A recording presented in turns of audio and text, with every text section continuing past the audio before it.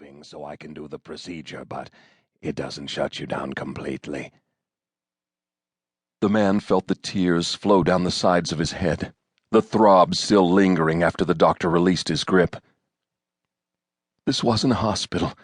It couldn't be. A doctor wouldn't do that to me. What the hell was going on? Then he heard the most agonizing scream of his life. It didn't come from the room, but from someplace else in the building. Nearby, maybe a room or two over. The scream was so shrill it didn't sound human at first. Then it lost pitch and was replaced by shouting. "No! Please, no! Stop it! Jesus, no!" What are they doing to that poor guy? And what are they going to do to me? "That's one of Lester's guests," the doctor said. "Lester has been with him for a few hours now. I'm surprised he still has a voice left. I shudder to think what's being done to make him cry out like that. Do you recognize who it is?" And then all at once, the man knew who was screaming. He remembered how they got there, the strange noises, being chased, hunted, running terrified, and then being caught. Caught by... "No need to worry." The doctor leaned over him, smiling, crumbs wedged in the corners of his thin lips, on his chin, and a small streak of something brown, blood, smeared across his age-spotted forehead. "You won't end up like that. You're being given a gift, an invaluable, extraordinary gift. The world is full of lambs, but very few get to be wolves. Lester's playmate, sadly for him, is a lamb. But you, my lucky fellow, you're about to become a wolf."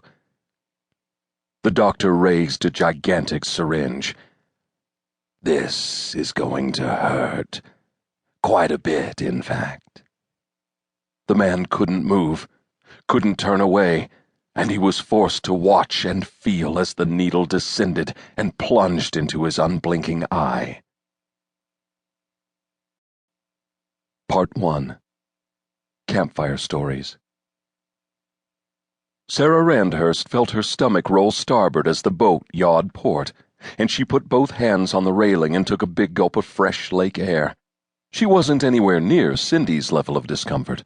That poor girl had been heaving nonstop since they left land, but she was a long way from feeling her best. Strangely enough, Jack seemed to be enjoying it. The 3-month-old baby in the sling around Sara's chest had a grin on his face and was drooling happily. Sara pulled a tissue from the sling's pocket and wiped off her son's chin, wondering how anyone, especially someone so small and fragile, could actually like this awful motion. Even though she was feeling ill, she smiled at the sight of him, just like she did every time. Sara closed her eyes, bending her knees slightly to absorb some of the pitch and roll. The nausea reminded Sara of her honeymoon. She and Martin had booked a Caribbean cruise, and their first full day as a married couple found both of them vomiting veal piccata and wedding cake into the Pacific.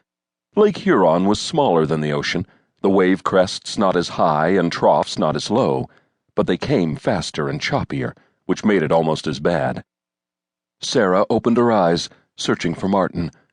The only one on deck was Cindy Welp, still perched over the railing. Sara approached the teen on wobbly footing, then rubbed her back.